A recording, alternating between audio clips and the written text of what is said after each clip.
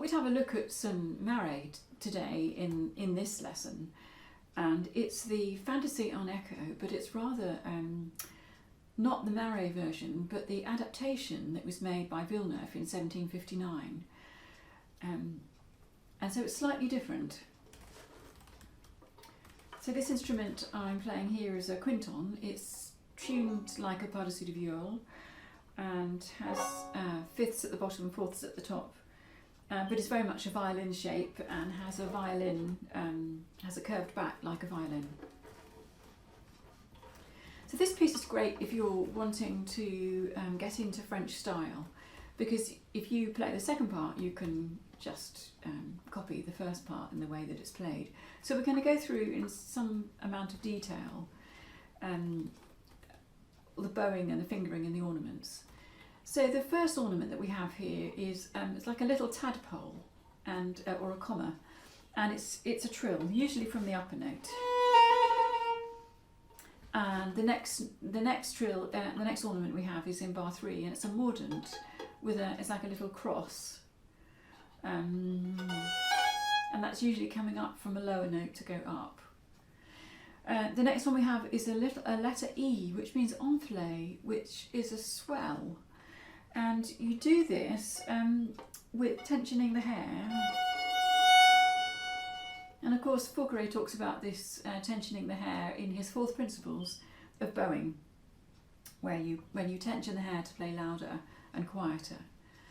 And Marais is very specific about where he puts his enflé, and sometimes it's not at the beginning of the note, sometimes it's during the note. This one is actually at the beginning of the note. And the other 2 ornaments that we need to look in here are flattement, which is a horizontal line, which is done with 2 fingers, where the second finger is placed next to the first finger and they touch. And then the first finger, it's the first finger that moves, but it's the second finger that touches the string and pulsates. And the other one is the plaint, which is usually on the 4th finger, and that's done with your finger on the fret. And with all these vibratos you need to take all your other fingers off. Try and keep your thumb on. And can you see how it's although it's an ornament, the movement of this is very much in the arm. So when I've taught vibrato before, what I've done is to get students to put their arm forward and do this in different note values. So you literally feel like you're throwing your wrist forward. So I suppose it's centred from there, but it's actually coming from back here. And try this on long bows, but then try differing the note values. So then if we do slower ones, let's do... And now let's do slightly quicker ones. Now let's do triplets. And in thinking about putting the wrist forward in that rhythmic way, it automatically comes back because it's a reflex action to going forward.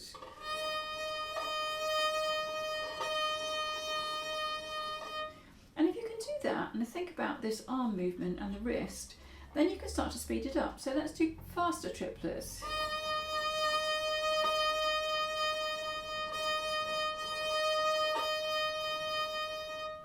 And then after you've done that a few years, and it's not something that comes overnight, but if you can be systematic about the way you do it, it really helps to get that feeling. And try not to do this where you just do that from the wrist. Can you see the difference between this, where the forearm's moving, and this, where the wrist is just moving? It's very easy to make these ornaments, these vibrato ornaments, sound like, particularly on these high viols, sound like a bit of a dying mosquito. But the idea is to always put them in context and maybe not start them too quickly and then get into them speed them up and then have an end. So you're going and then coming back in terms of speed. Okay, let's look at this first phrase then. So I'm starting on a push bow, and I've got my third finger down and my fourth finger down together because I really want to make this happen with the bow.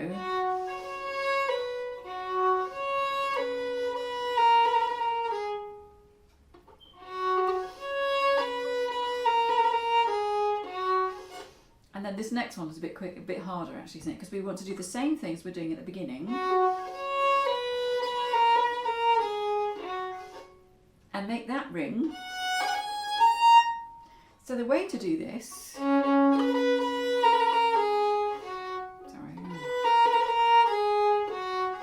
is to rock across, but try and leave that note ringing.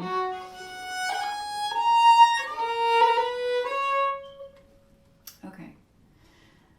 Here we go. Let's go from the beginning. Ready? Here we go. 1, 2, 3.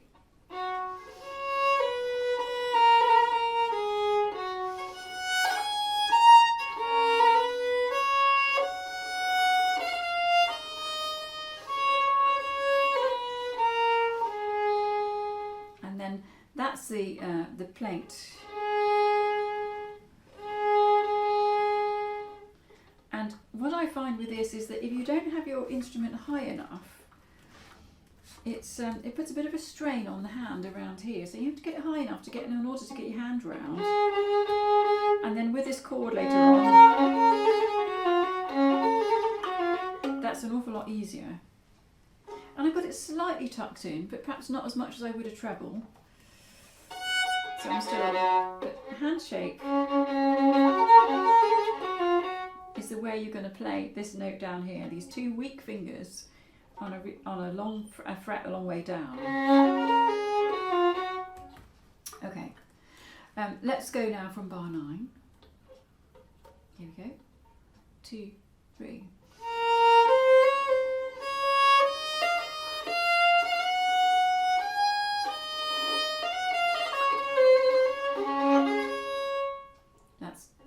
Tricky that bit, isn't it? So 10, 11, 12, 13.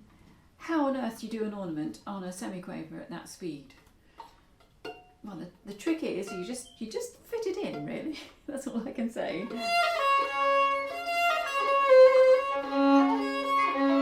Oops. I'll do the from bar 12. Here we go. 2, 3.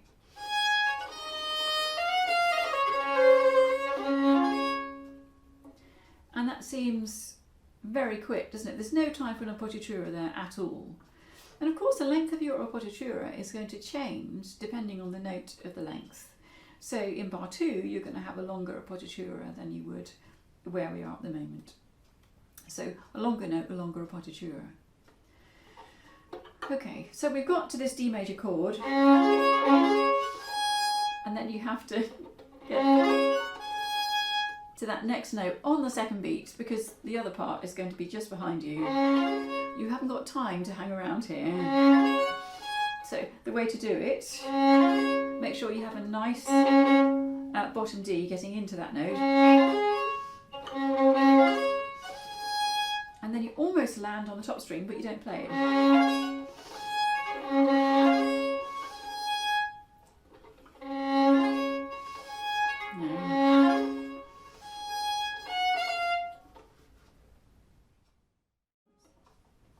Let's go from bar 9.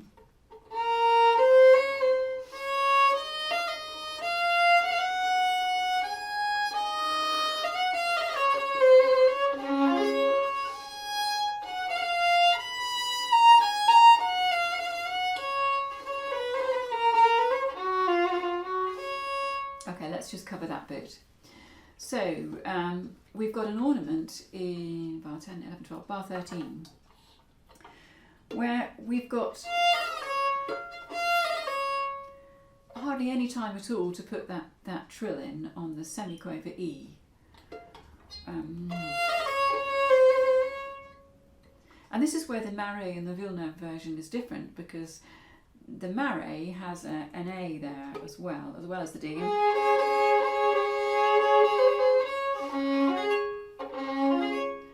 Which is really tricky on a little tiny instrument, so Villeneuve very kindly takes it out.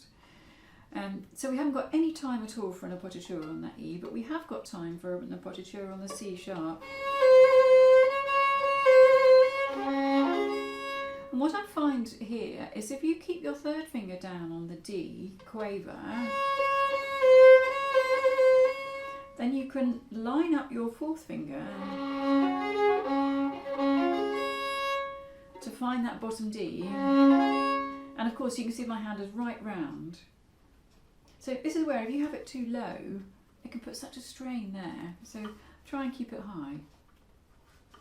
So we've got hardly any time to spread the chord, but we want to keep it nice and resonant. So we're going to end up. So we need to be quite a long way down the bow, don't we? Because we've got two back bows coming up.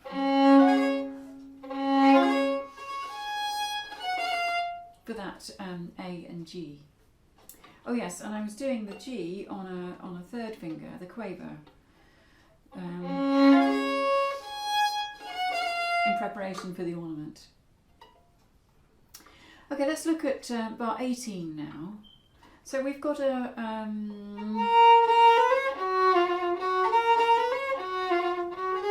so we've got two very quick notes there. And I thought about putting a fourth finger and then doing a third finger. But getting that in tune was really tricky at that speed, so I've just jumped third, third.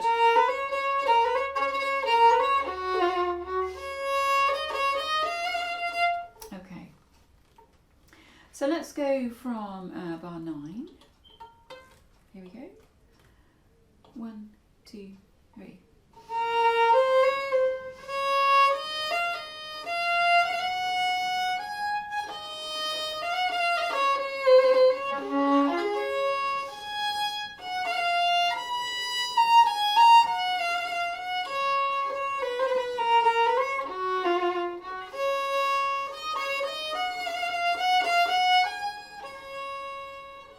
So it's nice to go up to that top A and then come back a bit on that D. Okay, so next bar then, this is bar 22. 2, 3, 1.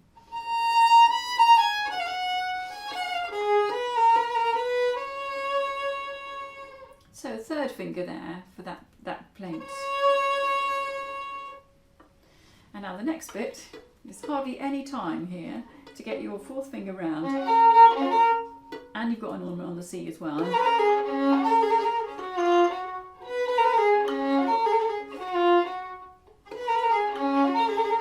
So what I'm trying to do is to hold my fourth and third down while I do the ornament, which is tricky, but I think it's worth it because it keeps the resonant going.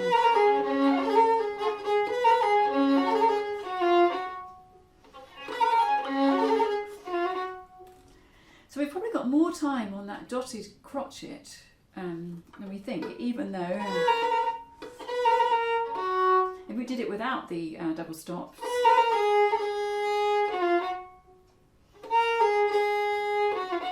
and that's a really good idea from just playing this without any double stops and without any ornaments, so you get the meter and you get the tempo that you want, and then you add double stops and then you add ornaments, so build it up in layers. Okay, so let's go from that bar then. This is bar 26. Here we go. And 1, 2, 3.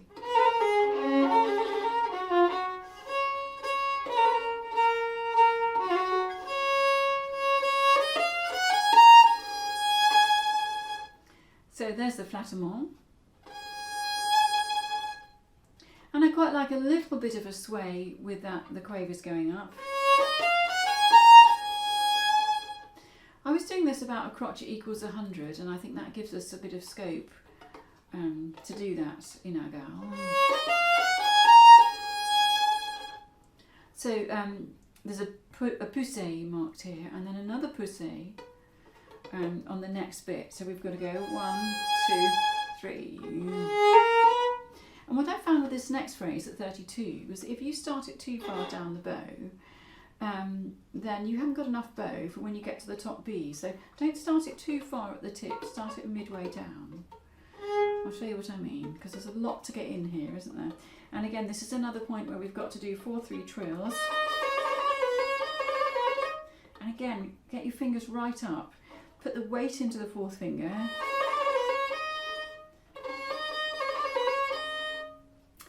And release your other fingers, obviously not a long way off, because that, if you do, that's putting quite a lot of strain on your hand.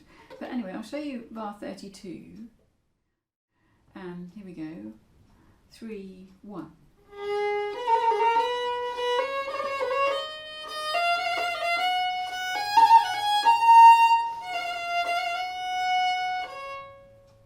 So we've got ornaments and we've got turns, haven't we? And it's quite nice to distinguish between the appoggiatura on the ornament and the turn coming out of it. So I might show you that really slowly. So I've got an appoggiatura on the C, on the B, which makes a C, and then the turn, and a grace note, a coulet, and then. And I was doing that G there, the first G, 31, 32, 33, 34, 35 with a 3, and then an open, did on a back bow. An open for the second beat. So I'll show you that again from that bar 32, 3, 1.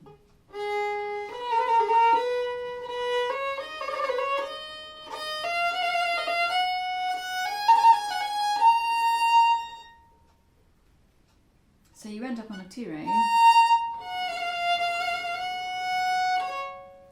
2 back bows, and then you haven't got much time to then get your bow back here to do the next bar of 38, and then a flattement. So that's a bit more of an intense flattement here, I think. So maybe a bit faster flattement. It's coming before those separate notes, isn't it?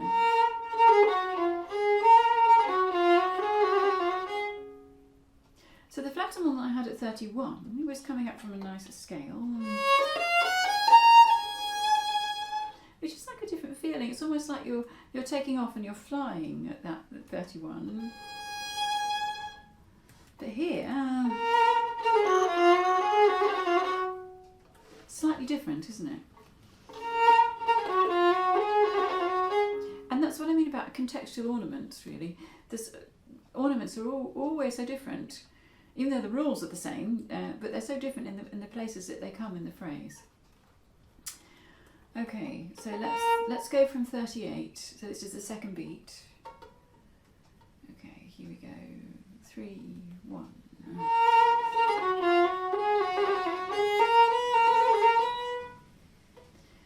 So here, I suppose I wasn't having too much of a long appoggiatura, but it was almost like an accelerated trill, wasn't it, where the notes start slower and build through, but then you can still hear the turn at the end. And of course, with French music, the later and the quicker that you can make turns, the more French they sort of become, really. Let's go 38 again. Here we go. 3, 1.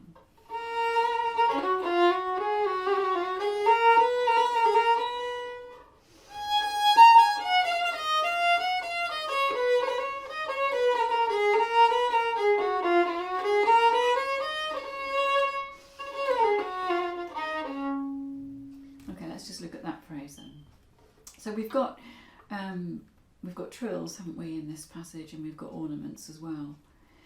In 46, I went up the A string,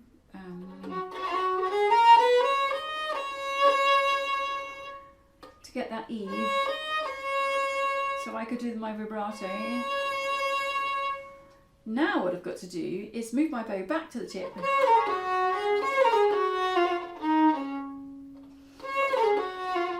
And that's a really good example of late and fast. And it's just, it's really nothing at all. But if you do it down here where you've landed, it's not really as subtle as it could be if it's here. That was hardly at all actually, I'll try it again. A bit longer on this one. So with everything, it's being on the right place for the bow, isn't it? You don't really want that late, fast, subtle little tapering away to have a big bow. So this is bar 49 and we're at the heel.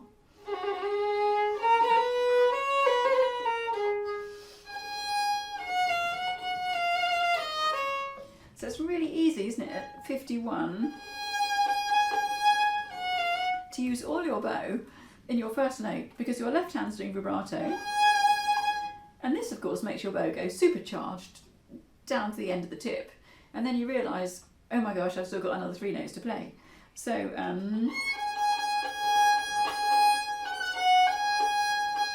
so you're doing vibrato. So whilst you do vibrato with this hand, see if you can just rotate your wrist slightly. I don't know if you can see that. Rotate your wrist slightly so that you can get the feel of the bow just getting into the string.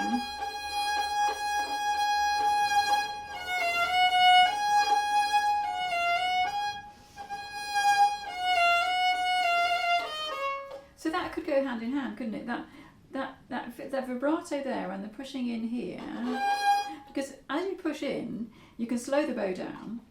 So you're not going to do a turbo bow and get to the other end of your bow.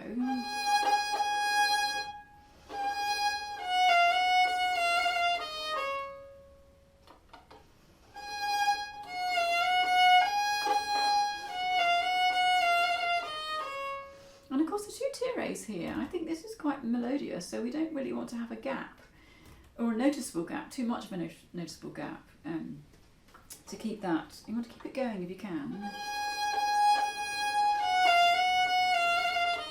But it's definitely not slurred, is it? It's so easy to do that and slur it too. Okay, let's look at bar 53. And in bar 55, doing the G on the, and the A on the D string, and then the trill on the B.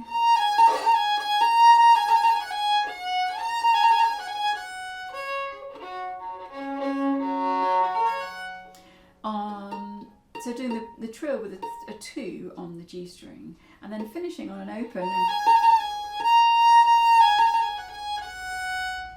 and then another open, and another open. And it's nice to do a fairly long note at the end, I think. So you want to get into the string where you did that bottom G, and when you cross the string, make sure you have your pressure on. And you're crossing all those strings, and then all the middle notes will sound. So you get the nice bottom note setting everything off. You've got the chord in the middle, and that nice long note at the end. So the really tricky bits in this are bar 26, getting your finger round, or your hand shape round for that. For the D at the bottom here.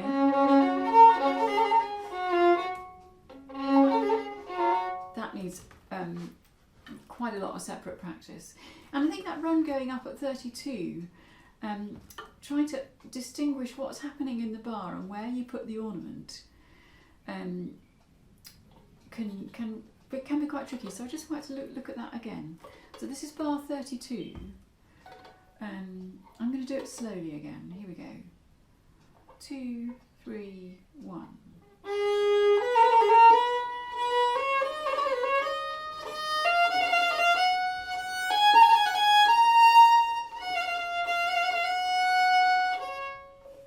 Yeah.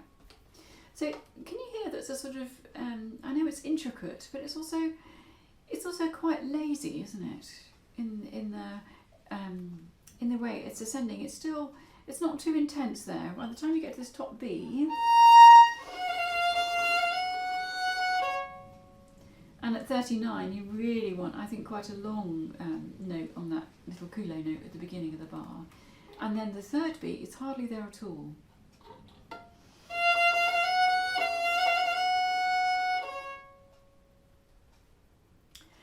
Anyway, I hope you've enjoyed that little venture into Villeneuve Marais. And it's been a really lovely learning process to learn this on my quinton. And of course, with a small instrument like this, you don't get any of the resonance that you do on a bass, which makes it 10 times harder. But equally as beautiful.